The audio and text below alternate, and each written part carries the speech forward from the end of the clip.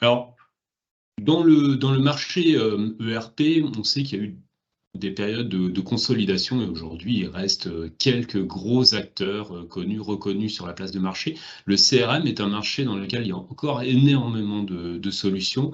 La consolidation arrive. Mais ce qui fait aussi que les prospects, les clients ont un choix très vaste en termes de solutions qu'ils pourraient déployer. Je pense que ça va avoir tendance à diminuer, puis du coup, on va avoir des solutions encore plus riches et encore plus professionnels dans ces métiers-là.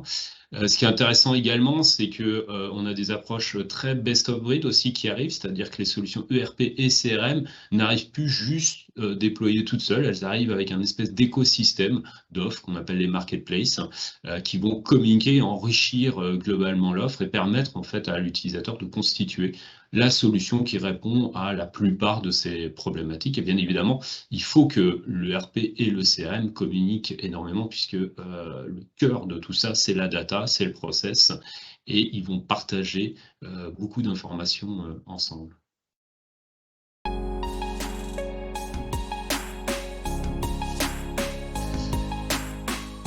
Donc Divalto, aujourd'hui, on équipe essentiellement donc, des PME et des ETI qui sont très souvent dans des secteurs d'activité type négoce, service ou industrie et qui font essentiellement du business B2B.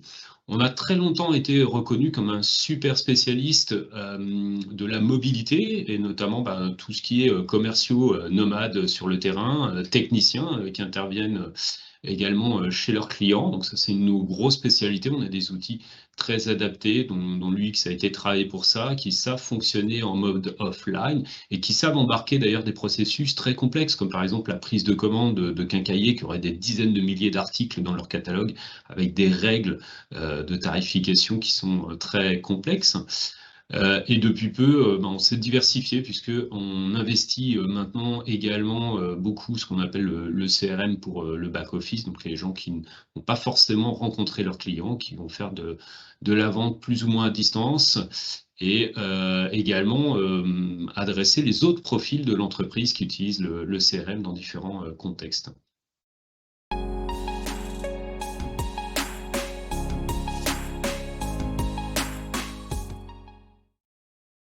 Alors aujourd'hui, notre solution, une grande partie de nos utilisateurs sont des gens qui vont avoir effectivement des flottes de nomades qu'il va falloir équiper. Une des grandes forces de notre solution, c'est d'être capable de répondre également aussi bien à des enjeux commerciaux que des enjeux de services après-vente avec des fonctionnalités comme la gestion d'intervention, la gestion de demandes type helpdesk, ticketing. Donc une offre à la fois très large et qui, en termes de profondeur fonctionnelle, peut aussi également aller très très très loin, comme par exemple faire des plans commerciaux avec des plans de vente, avec des tâches qui vont être poussées aux commerciaux pour qu'ils aillent faire la promotion de telle ou telle offre produit en promotion. Donc je dirais qu'aujourd'hui, notre solution, elle séduit à la fois par son côté très terrain, très fonctionnel, et qui répond vraiment à des besoins de nos utilisateurs sur le terrain.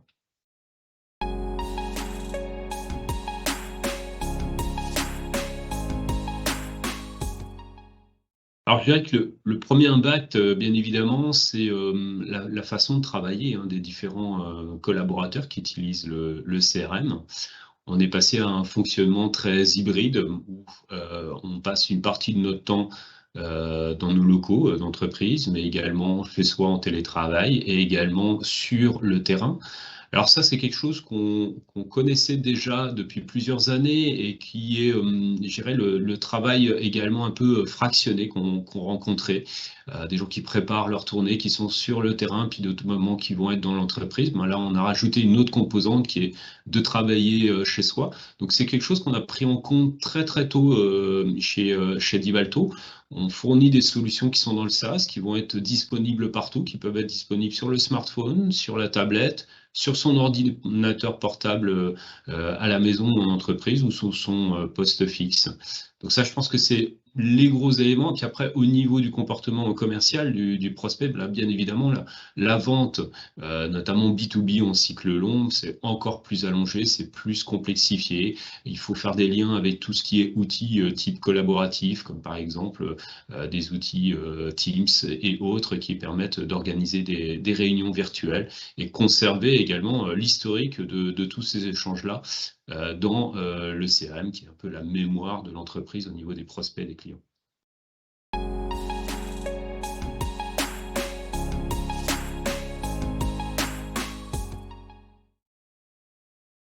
Alors, ce qu'on constate, nous, d'Ivalto, aujourd'hui, qui avons une grande partie, je dirais 80% de notre activité passe au travers d'un réseau d'intégrateurs, hein, que ce soit au niveau du CRM et de l'ERP, c'est que on a une nécessaire spécialisation qui est en train de s'opérer.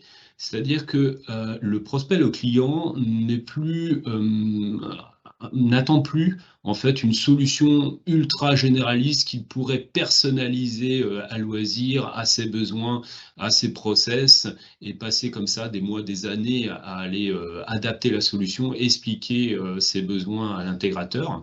Dans ce monde où on se veut être opérationnel beaucoup plus vite, proposer des services ou des produits beaucoup plus vite, on a besoin maintenant de solutions CRM, ERP qui se déploient très rapidement. Et pour ce faire, la meilleure solution, c'est d'avoir des solutions extrêmement métiers qui sont adaptées à tel ou tel secteur d'activité, à tel ou tel processus.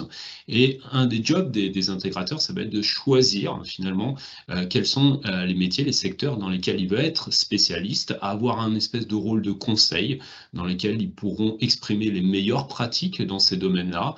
Peut-être donner un peu plus la main d'ailleurs aux utilisateurs pour que ce soit eux-mêmes qui personnalisent l'outil à partir d'une base qui aura été mise en place, définie par l'éditeur et peut-être en commun avec l'intégrateur. Et je pense que c'est ça vraiment le grand changement. On passe d'un métier où on faisait en beaucoup de sur-mesure à beaucoup plus de conseils et proposer une solution tout de suite opérationnelle pour un meilleur ROI.